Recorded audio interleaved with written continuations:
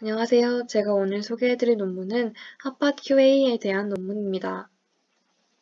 오늘 발표는 다음의 순서에 따라 진행하도록 하겠습니다. 우선 연구 배경에 대해서 설명드리겠습니다. 우선 기존의 Question Answering 태스크에서는 스쿼드 데이터와 같이 싱글합 퀘스천으로 진행하였습니다. 하지만 현재 많은 Question Answering 태스크에서는 싱글합 퀘스천까지 답변을 도출하려는 연구가 많이 진행되고 있습니다.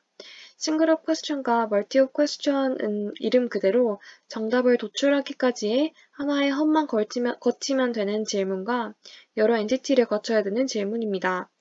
예시로 핫팟 퀘스천은 후어스 앨버트 컨버스라는 하나의 주제를 담고 있지만 멀티합 퀘스천은 위 예시와 같이 어떤 경기의 MVP 그리고 그 MVP가 속한 팀 이렇게 두 엔티티를 거쳐서 답변을 도출해야 하는 질문입니다.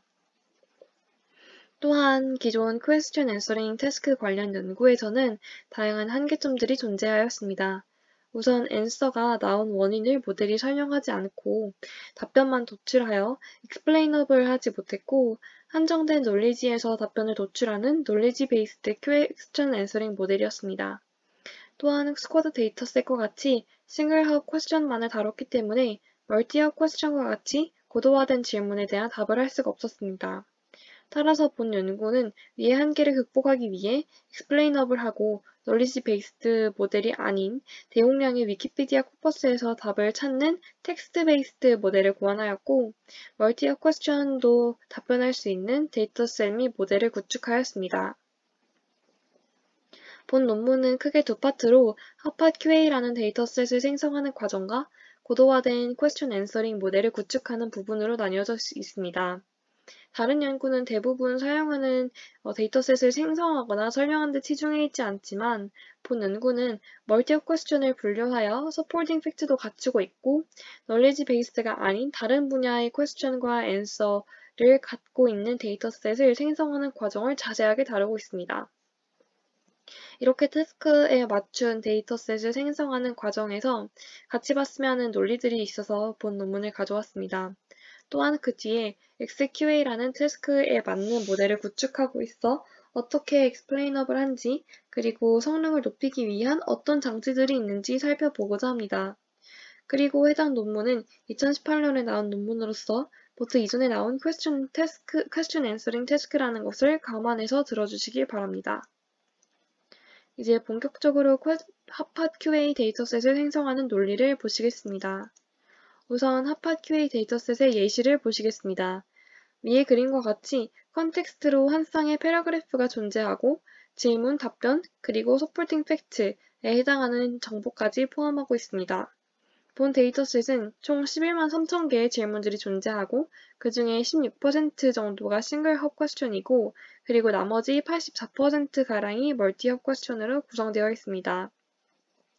또한 서포팅 팩트들은 위 예시와 같이 문장 단위로 제공되고 있습니다. 다음은 핫팟 QA의 특성에 대해서 살펴보도록 하겠습니다. 우선 답을 도출하고 서포팅 팩트를 도출하여 리즈닝하기 위해 여러 서포팅 더큐멘트를 필요로 합니다. 어떤 데이터셋은 단순 하나의 문단에서 리즈닝을 합니다. 예를 들어서 스쿼드 데이터셋 같은 경우는 하나의 문단에서 답이 도출되고 그 중에서도 대부분의 질문들은 해당 문단의 하나의 문장에서 답변이 도출됩니다. 따라서 더 많은 문단들을 포함한 컨텍스트가 주어질 경우 스쿼드 데이터셋의 단점으로 적용될 수 있습니다. 두 번째 특징으로 텍스트 베이스드 퀘스천 앤서링 데이터셋이라는 점입니다. knowledge based question answering 데이터셋은 하단 오른편 그림과 같이 인공지능이 사용될 분야와 관련된 지적 활동과 경험을 통해서 축적한 전문 지식 그리고 문제 해결에 필요한 사실과 규칙 등이 저장되어 있는 데이터베이스를 활용하여 답변을 도출하는 데이터셋입니다. 예시로 캥거루 데이터셋은 퍼브메드라는 메디컬 리서치 페이퍼의 초록에서 발췌한 데이터셋으로 적용된 쿼리들은 복용되는 약물들 사이의 관계에 대한 쿼리들입니다. 해당 데이터셋은 이러한 약물 관련 데이터셋에 한정됩니다. 따라서 하지만 핫팟 QA는 텍스트 베이스드 데이터셋으로 하단 왼편 그림과 같이 과학, 사회, 경제 등 다양한 분야의 대용량의 위키피디아 코퍼스에서 다큐멘트 리트리버를 통해서 특정 분야, 과학과 같은 다큐멘트를 가져온 후 실제 답변을 도출할 몇 개의 패스지만을 추리는 방식입니다. 세 번째 특성은 전체 질문을 엔티티들의 관계를 활용한 질문과 비교하는 질문으로 나눌 수 있다는 점입니다. 각 분류의 질문들은 뒷부분의 예시를 통해서 자세히 살펴보시겠습니다. 네 번째 특성으로는 리즈닝을 위한 서포팅 팩트 또한 데이터셋으로 적용되고 있다는 점입니다. 이는 답변을 도출할 시에 슈퍼비전의 역할을 하고 questionable, question answering의 questionable 부분을 담당하는 부분입니다. 본 데이터를 생성할 시에 클라우드 워커들이 직접 두 문단을 본 후 두 문단을 아우르는 질문을 생성하였습니다. 하지만 데이터를 생성하는 인력에게 임의의 두 문단을 던져주는 것은 오히려 카운터 프로덕티브한 결과를 초래하기 때문에 많은 과정을 거치고 엄선하여 핫팟 QA 데이터셋을 구성하였습니다. 우선 기본 코퍼스는 잉글리시 위키피디아 아티클로 두고 있는데 이는 하단 왼편의 링크에서 쉽게 다운받을 수 있게끔 제공되고 있습니다. 이렇게 수집한 위키피디아 아티클들에서 위키피디아 내에서 존재하는 하이퍼링크를 사용하여 관련한 두 문단을 연결할 수 있었습니다. 위키피디아에 존재하는 하이퍼링크는 대부분 인과관계나 동의어와 같이 두 엔티티의 관계를 포함하고 있습니다. 또한 위키피디아의 아티클들은 대부분 첫 문단에 대부분의 정보가 포함되어 있습니다. 이 두 가지 특성을 통해 보유한 모든 위키피디아 아티클의 첫 문단 내의 하이퍼링크들을 추출하여 다이렉티드 그래프를 생성합니다. 따라서 하단 오른쪽에 있는 그림과 같이 딥페이크에 대한 아티클에서 이런 생성적 적대 신경망의 하이퍼링크는 걔네 아티클과 연결시켜주고 이런 식으로 첫 문단에 존재하는 하이퍼링크를 사용하여 관련된 두 문단을 수집합니다. 또 실제 핫팟 QA 데이터의 샘플로 하이퍼링크 그래프를 이해를 하면 위 예시는 버디 힐드가 두 문단을 잇는 키워드가 되겠고 위키피디아 상에서 패러그래프 A의 버디 힐을 클릭을 하면 패러그래프 B와 같이 버디 힐드에 대한 정보가 나올 것입니다. 이처럼 위키피디아의 성질을 이용하여 막무가내로 두 개의 패러그래프를 가져오는 것이 아니라 엣지로 연결된 두 문단을 가져오게 됩니다. 참고로 하단 왼편에 그래프의 구조가 불필요하다는 반대 주장의 논문도 있으니 참고 부탁드립니다. 이제 본격적으로 캔디데이트 패러그래프 페어를 생성해 보겠습니다. 위에 문단 A와 문단 B가 제시되고 인간에게 다음 질문 2015년 다이아몬드 헤드 클래식의 MVP가 뛴 팀은 어디인가? 라는 질문을 풀려고 하면 인간은 본인도 모르는 사이에 두 과정을 거쳐 질문을 답하게 될 것입니다. 즉 우선 2015년도 다이아몬드 헤드 클래식의 MVP를 찾고 해당 MVP가 속한 팀을 찾는 순서가 되겠습니다. 이때 브리지 엔티티를 정의할 수 있습니다. 브리지 엔티티란 두 문단을 이어주는 핵심 역할로서 위키피디아에서는 하이퍼링크의 역할이 되겠습니다. 또한 본 논문이 주장하는 바로는 대부분의 경우 패러그래프 B의 엔티티가 브리지 엔티티와 일치하고 주로 아티클 B가 A와 B의 공통된 주제를 결정한다는 것을 확인하였습니다. 하지만 이때 모든 아티클 B가 멀티업 퀘스천을 수집할 때 적합한 것은 아니고 아티클 B의 엔티티가 너무 흔하거나 아니면 매우 전문 단어일 수 있기 때문에 아티클 B가 될 수 있는 페이지를 사전에 정해두어서 브리지 엔티티를 미리 제안하였습니다. 그리고 이렇게 큐레이티드 된 B의 집합 속에 B의 집합에 속한 B문단인 한에서 하이퍼그래프의 엣지를 샘플링하여 캔디데이트 패러그래프 페어를 생성하였습니다. 그 다음은 비교를 수행하는 컴패리슨 퀘스천을 생성하는 방법입니다. 이는 문단 A와 문단 B의 엔티티들을 비교하는 질문 유형으로서 동일한 주제의 두 문단에서 엔티티를 비교하면 흥미로운 멀티업 퀘스천이 된다는 가정하에 본 연구에서 효율적으로 만들고자 하는 텍스트 베이스드 컴패리슨 질문 유형입니다. 우선 총 과학, 사회 등 42개의 분야를 선정을 한 후 각 분야의 엔티티를 리스트업하고 각 리스트에서 한 쌍의 문단을 임의로 추출합니다. 또한 멀티업 퀘스천의 다양성을 위해 yes or no 퀘스천도 생성을 합니다. 해당 yes or no 퀘스천을 만들 때는 example 1과 같이 생성하지 않고 example 2와 같은 내용으로 생성합니다. 이는 example 1은 두 문단 중 하나의 문단만 참고할 할 때 답을 낼 수 있는 경우로 표현되기 때문에 멀티합 퀘스천에 적합하지 않기 때문입니다. 그 후에 서포팅 팩트를 생성합니다. 이는 XQA에 해당하는 부분으로 앤서를 결정하는 서포팅 팩트를 직접 수집합니다. 해당 서포팅 팩트들은 스트롱 슈퍼비전 역할을 수행을 하며 어떤 문장에 집중해야 하는지 알려줍니다. 또한 그라운드 트루스 서포팅 팩트와 모델에서 도출하는 서포팅 팩트를 비교하여 모델의 explainability도 측정할 수 있습니다. 데이터를 수집하는 본 알고리즘은 다음과 같이 정리할 수 있습니다. 우선 두 질문 유형의 비율을 엔티티 관련 질문을 75%, 그리고 컴패리슨 질문을 25%로 설정해 주었습니다. 그리고 컴패리슨 퀘스천 중에 스팬을 도출하는 질문과 yes or no 퀘스천을 각각 50%로 설정해 주었습니다. 우선 두 질문 유형 중 엔티티 관련 질문을 생성을 할 때는 가장 먼저 엔티티 B를 샘플링한 후에 그에 맞는 엣지 A, B를 샘플링합니다. 이로써 문단 A, 문단 B 설정을 해주고 두 문단에 해당하는 질문을 생성합니다.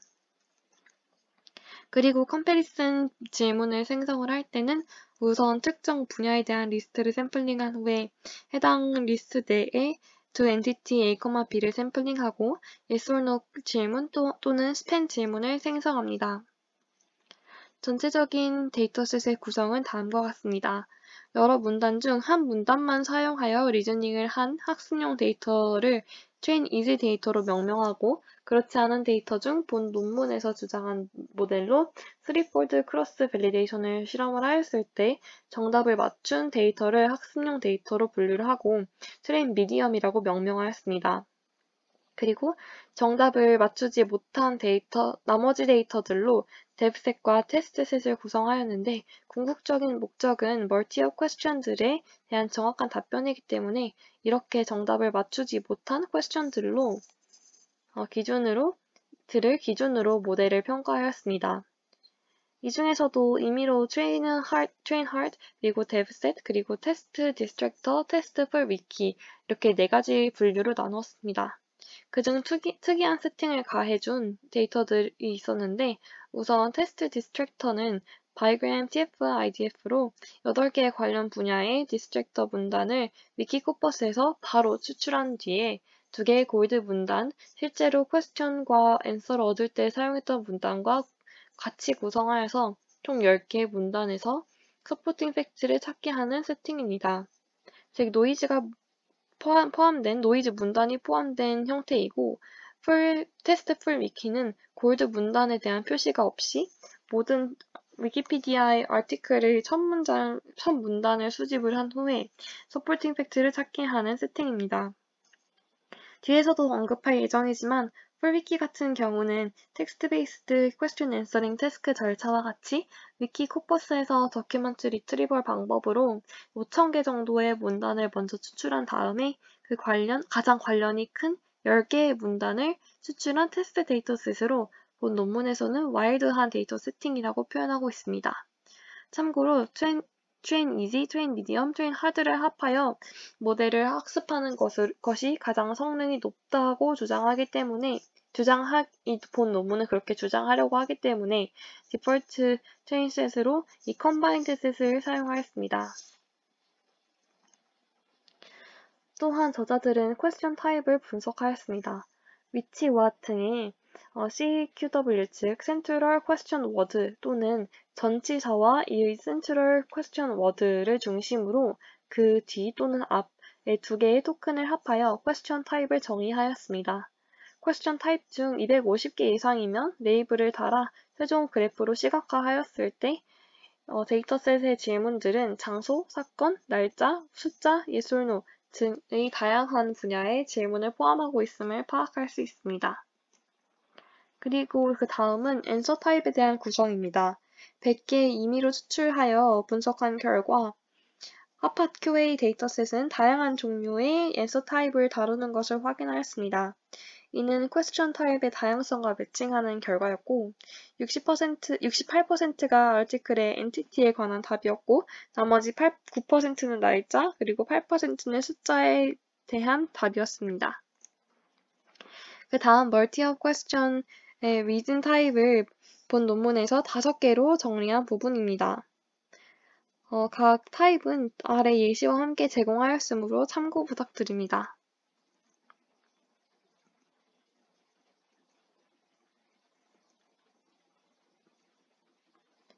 이제 본격적으로 본 논문에서 제안하는 방법론에 대해서 살펴보도록 하겠습니다. 본 논문은 버트 이전에 렐레벤트 스팬을 추출하여 퀘스천 앤서링을 하는 모델을 베이스라인 모델로 사용하였습니다.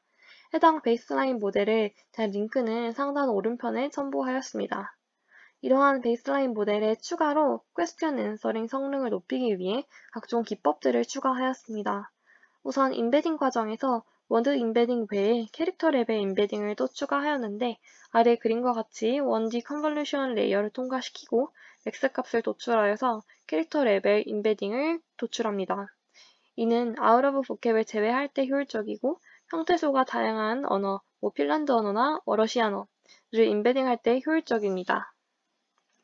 그 이외에 셀프 어텐션, 바이 어텐션, 3-way 클래시파이어, 서포팅 팩트 클래시파이어를 구조에 추가를 하여서 성능을 높이고 태스크에 맞는 최종 모델을 구축하였습니다. 우선 모델 개요는 다음과 같습니다.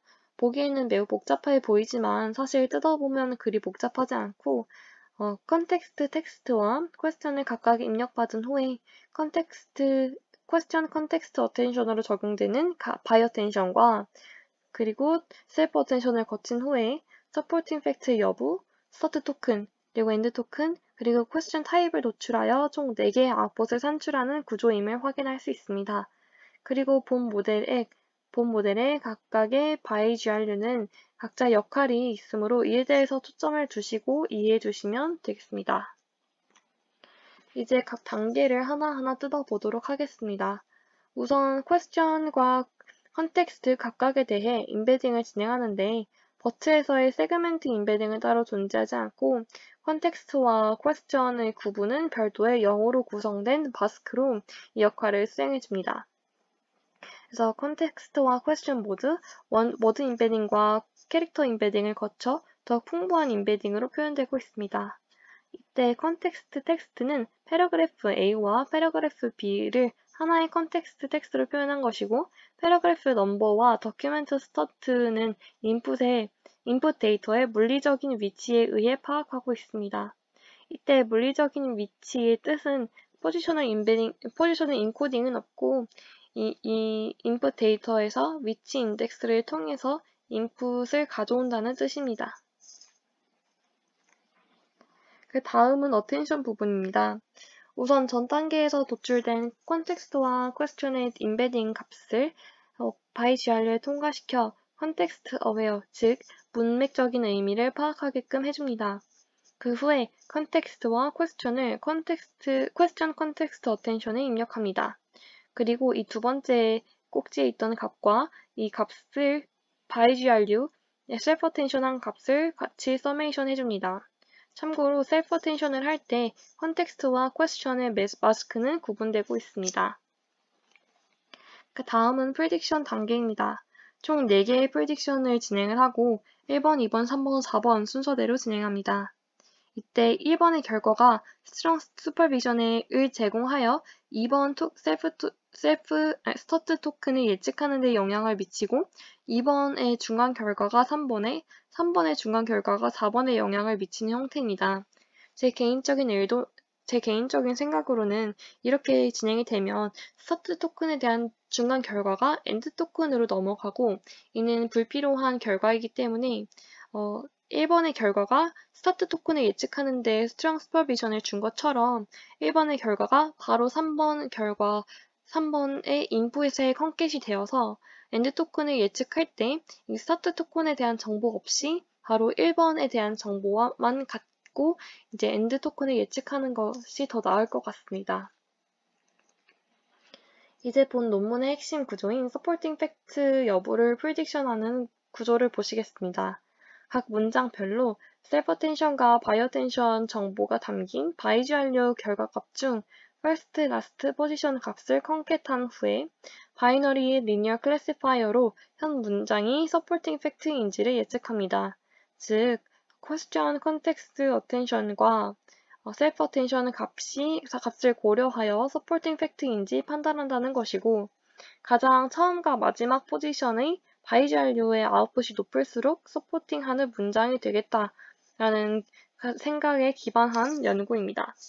이때 오른쪽에 중간 부분 해서 제가 중간에 중간에 선을 그었는데, 이것은 여기서 이 연구에서는 문장의 처음 포지션과 마지막 포지션의 값만 봐도 서포팅 팩트인지를 확인할 수 있다는 가정하에 이렇게 판단을 한 것 같은데, 이 부분에 대해서 조금 더 낫게 하려면 아마도 각각의 문장에 대해서 첫 번째와 마지막 포지션이 아니라 그 문장 내에 있는 그 모든 포지션들을 셀프 어텐션을 가해서 그 셀프 어텐션 값을 가중치로 둔 후에 이 각각의 문장별로 가중치 베이스 평균을 구하여서 각 문장이 서포팅 팩트인지 여부를 확인하면 더욱더 정확할 것 같습니다. 그리고 서포팅 팩트 스코어를 도출하는 바이주알류의 결과를 기존 앤서를 도출할 때 사용할, 즉 두 어텐션을 통과한 결과와 컨캐트네이트 합니다. 이때 배치 사이즈, 인풋 랭스, 피처 랭스 중 피처 랭스 차원에서 서포팅 팩트 스코어를 컨캐시켜서 설명력을 높이는 구조입니다.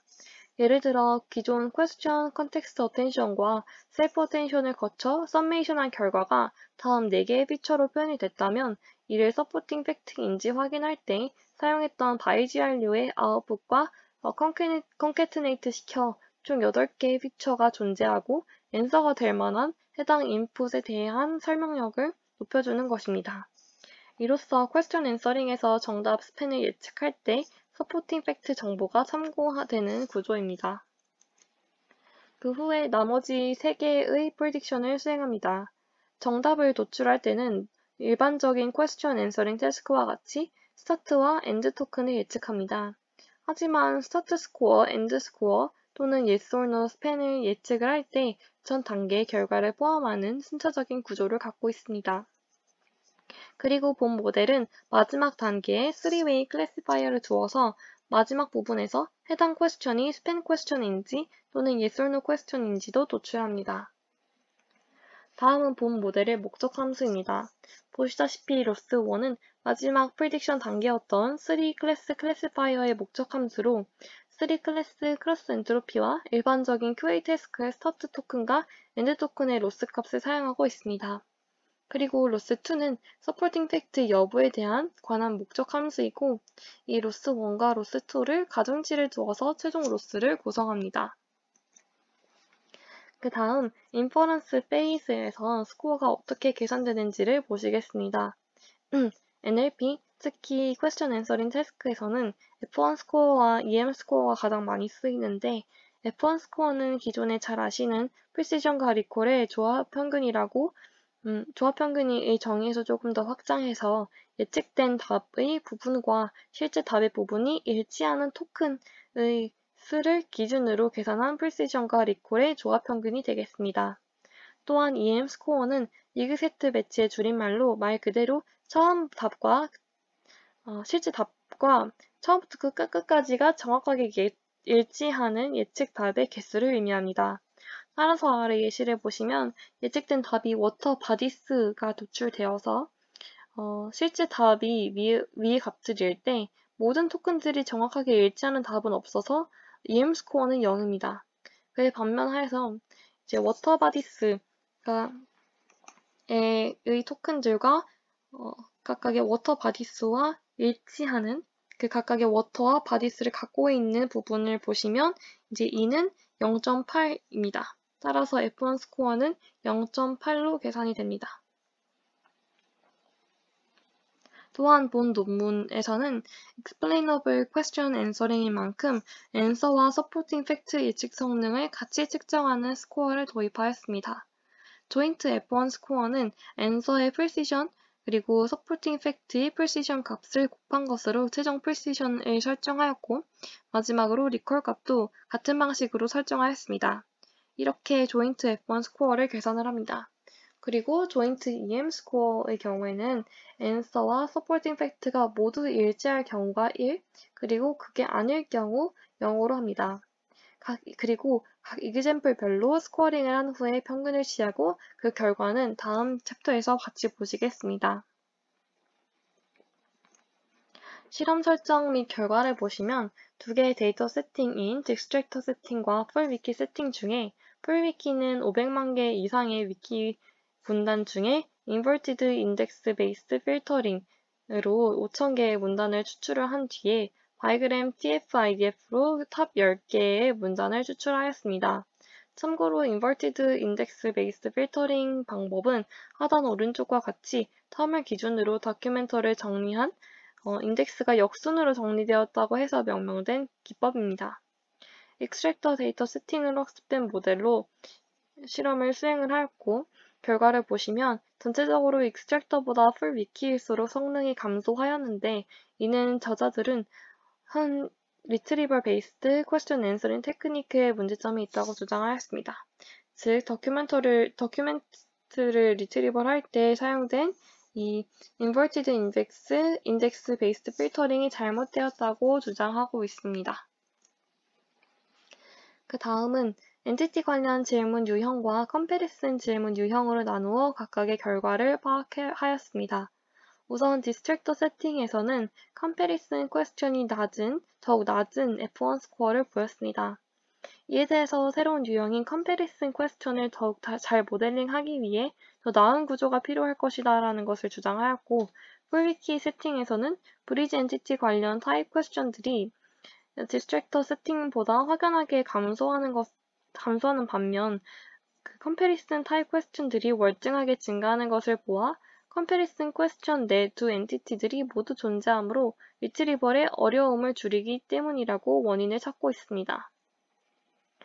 이러한 결과와 전 페이지와 같이 풀위키가 전체적으로 성능이 하락한 것을 보아 성능 하락 원인을 정리하면 우선 풀위키 세팅의 경우에도 컴패리슨 퀘스천과 같이 질문 내 두 엔티티가 직접적으로 존재하면 성능이 크게 하락하지는 않으므로 퀘스천 프로세싱 단계 중 엔티티를 찾는 단계에서 성능 하락의 원인이 생기고 디스트랙터 세팅은 도큐멘트 리트리벌 단계 없이 위키 코퍼스에서 바로 바이그램 TF-IDF로 관련 분야의 8개의 문단들을 미리 추출해주는 반면 풀위키는 인버티드 인덱스 베이스드 필터링으로 5,000개로 추린 후에 관련 문단을 찾아주므로 인버티드 인덱스 베이스드 필터링에서 성능이 하락하고 있음을 추정할 수 있습니다.